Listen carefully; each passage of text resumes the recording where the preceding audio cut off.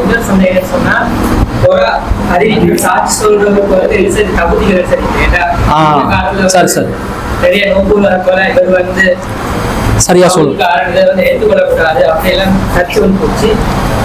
அதாவது பிறை சாட்சி சொல்பவருடைய தகுதி என்ன அப்படின்னு கேட்கிறாங்க. முதல்ல வந்து சாட்சி சொல்பவர்கள் வந்து முஸ்லிம்களா இருக்கணும். அதுல முஸ்லிம்களுடைய சாட்சியங்கள் இஸ்லாத்துல ஏற்றுக்கொள்ளப்படாது. பிறை கண்டதாக ராமசாமி சொன்னா ஏற்றுக்கொள்ளலுமா? இல்ல. ஏன்டா அவர் உண்மையும் சொல்லலாம் பொய்யும் சொல்லலாம் தானே, கலந்து இருக்கு. ஒரு சமூகத்துல இபாதத்தை தீர்மானிக்கிற விஷயம் இது. கவனமா செய்யணும், இந்த விஷயங்களை பொறுப்போட செய்யணும், சும்மா பொதுபோக்கா இருக்கக்கூடாது. அதனால ரசூல் ஸல்லல்லாஹு அலைஹி வஸல்லம் முஷ்ரிக்குகளை வந்து இந்த சாட்சியத்துல வைக்க கூடாது. முஷ்ரிக்குகளுடைய சாட்சிகள் செல்லுபடியாகாது. அதே மாதிரி இந்த சாட்சியங்கள் செல்லுபடியாகாது இன்னும் சிலர் இருக்கிறாங்க. பெண்கள் மீது அவதூறு சொல்லி 4 சாட்சியங்கள் மூலம் அதை நிரூபிக்க முடியாதவர்களுக்கு கசையடி கொடுக்கின்றது தானே. அல்ல அது அடுத்த அந்த வசனத்துல என்ன சொல்றாங்க? வலா துக்பலு ஷஹாதத்தஹும் அபதா, அவங்க சாட்சியங்களை ஒருபோதும் ஏற்றுக்கொள்ளாதீங்க. அவதூறு சொல்லி கசையடி வாங்கினவங்க இஸ்லாமிய ஆட்சியா இருந்தா, அவதூறு சொல்லி கசையடி வாங்கின ஒருத்தர் வந்து பிறை சாட்சி சொன்னாலும் சாட்சியத்தை ஏற்றுக்கொள்ளலுமா? இயலாது. அவங்களோட சாட்சியம் ஏற்றுக்கொள்ள, அவன் முஸ்லீம் தான், ஆனாலும் இந்த குற்றம் செய்தவர்களுடைய சாட்சியங்கள் ஏற்றுக்கொள்ள மாட்டாங்க. அடுத்தது, உலகத்துல ஒரு சாட்சியம் ஏற்றுக்கொள்றதுக்கு மனசாட்சியை நாங்க ஏற்றுக்கொண்ட சில விஷயங்களை மார்க்கம் சொல்லும். இப்ப சிறு பிள்ளைகள் விஷயத்துல வந்து சொத்துக்கள் எல்லாம் நீங்க கையில கொடுக்காதீங்கன்றது. ஏன்? அந்த ருஷுது, அந்த நேர்வழி, இந்த பராமரிக்கிற அந்த ஆற்றல் பக்குவம் இருக்கக்கூடியவங்களா இருக்கணுமா இல்லையா? அனாதைகளோட சொத்தை அவன கையில கொடுக்க வேணாண்டுது. பெரியவங்க பராமரிக்க அவங்க ருஷுதை அடையும் பிறகு அந்த பராமரிக்கிற அந்த பருவம், அந்த பக்குவம் அடையும் போது கையில கொடுங்கன்றது. சின்ன பிள்ளைகளோட கையில இந்த மாதிரி பொறுப்புகள் கொடுக்கப்படாது.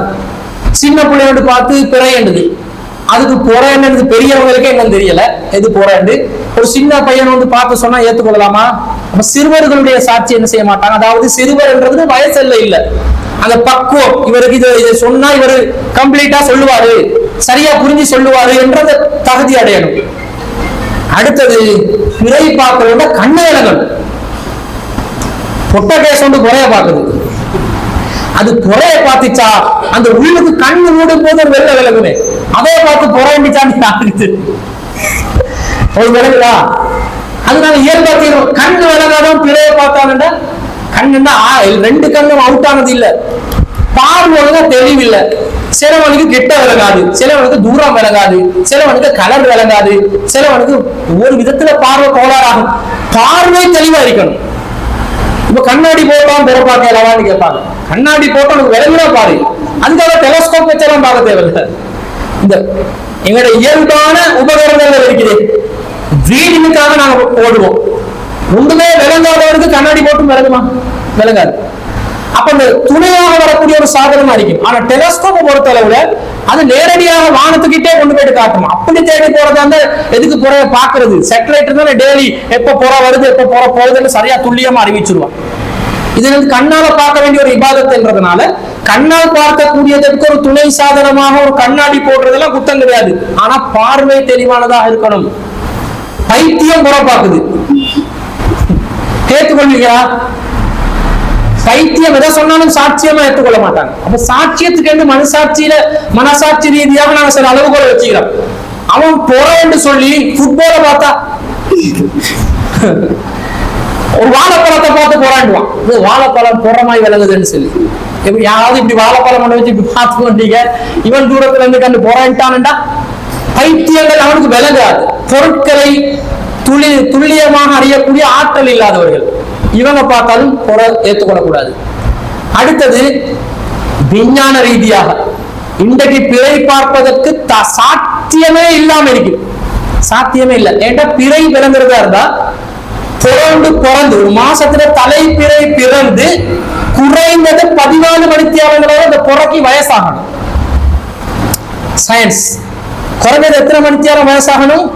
குறைஞ்சது 14 மணித்தியாலம், 13, 14, 12 மணித்தியாலம் வேண்டிய 10 மணித்தியாலத்துக்கு மேலண்டு வைங்களே குறைஞ்ச வயசு. கன்ஃபார்மா 2 மணித்தியாலம் வயசுள்ள பிறை மனுஷன் கண்ணுக்கு விளங்கவே விளங்காது. ஒருத்தன் வந்து சொல்றான், நான் இன்றைய தினம் சூரியன் மேற்கில் உதிப்பதை பார்த்தேன் என்றான். நான் மாத்திரம் பார்க்கவில்லை, என்னுடைய நண்பன் பார்த்தார், என்னுடைய தந்தை பார்த்தார், என்னுடைய அல்லாஹ் மீது ஆணையிட்டு சொல்கிறோம் என்றார். நாங்க உடனே அந்த சத்தியத்தை நம்பி எவ்வளவு தக்குவான குடும்பம் என்று பாருங்க. கியாமத் நாள் அடையாளத்தை நேரடியா முன்கூட்டியே கண்டுட்டாங்க. மேற்குல சூரியன் உதிக்கும் என்றதை பார்த்தார் என்று சொன்னா அவன் அல்லாஹ் மீது சத்தியம் பண்ணி சொன்னாலே நாங்க நம்புவோமா? அதான் மேற்குல சூரியன் உதிச்சா உலகம் காலி ஆகிற, உலகம் காலியாக இல்லை, அப்படி இருக்குது. இவன் சத்தியம் பண்றான், உண்மையிலே அவன் மக்களை ஏமாத்தணும் நினைச்சு சொல்லல. சத்தியம் குடும்பமே மென்டல்.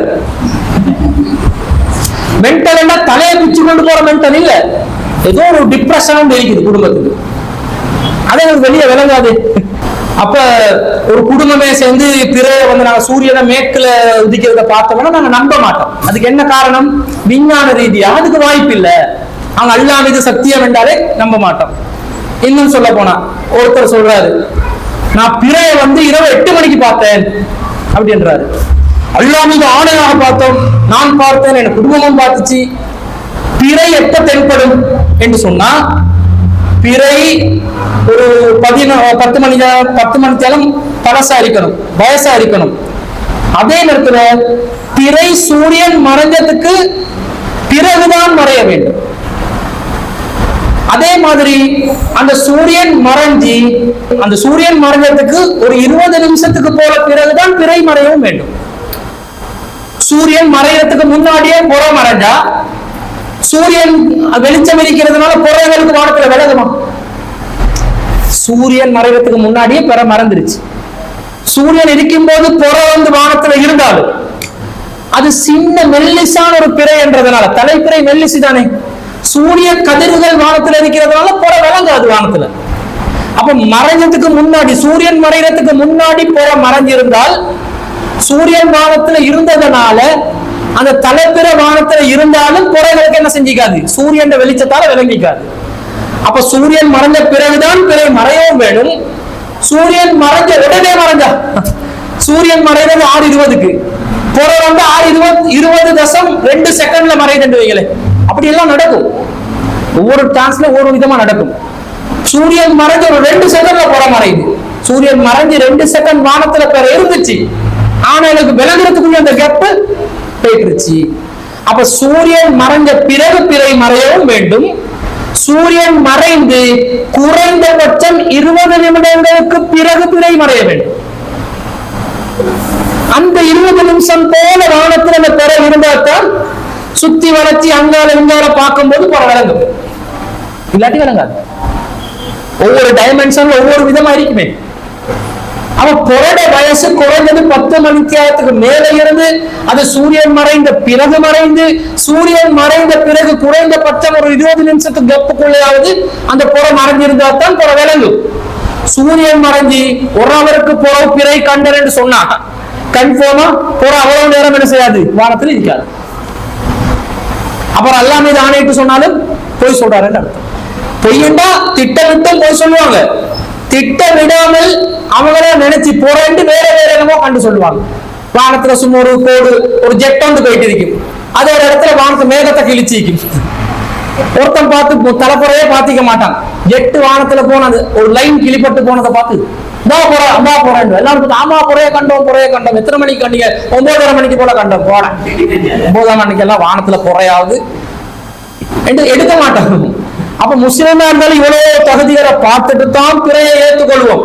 அப்படி இருக்கும் போது விஞ்ஞான ரீதியாக இன்றைக்கு புற 2 மணித்தியாலம் தான் வயசு பிறந்து, சான்ஸே இல்லை விளங்கு.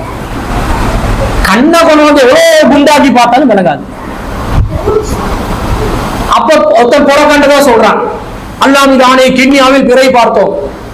அன்னைக்கு புறட வயசு வந்து மகரிப் நேரம் வரும்போது புறட வயசு வெறும் 2 மணித்தியாலம் தான் ஆகுது. அதாவது அன்றைக்கு அசருக்கு தான் பிறக்குது, 4 மணிக்கு தான் பிறம்பிக்குது.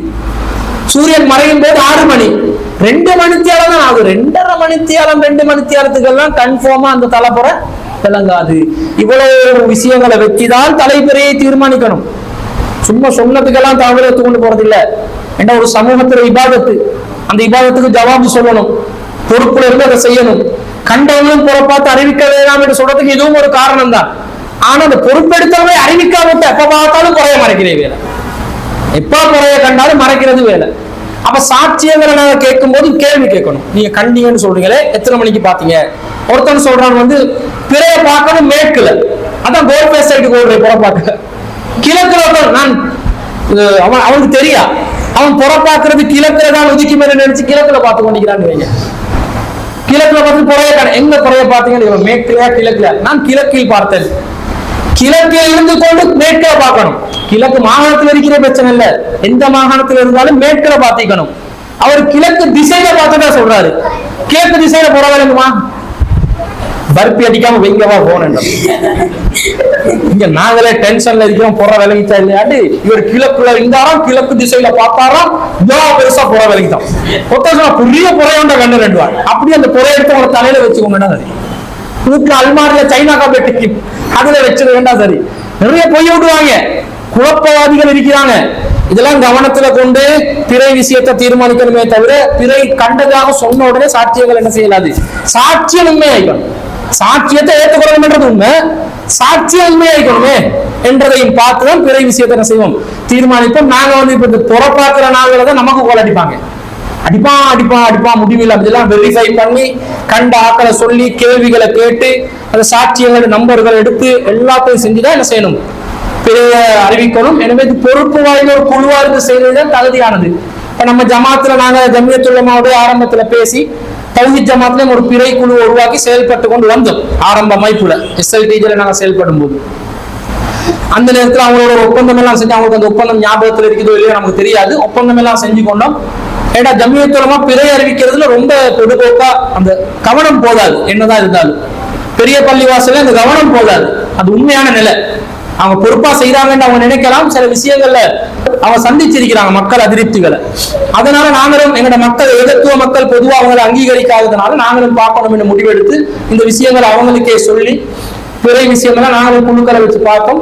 அந்த அமைப்புகளோட பிளவுகளும் அமைப்புகளோட தடைகளும் இந்த மாதிரி விஷயங்களும் இந்த அந்த நெட்வொர்க் பிரேக் டவுன் ஆகிக்குது. இன்ஷா அல்லாஹ் அதையும் எதிர்காலத்தில் சரி செஞ்சு எடுக்கணும்.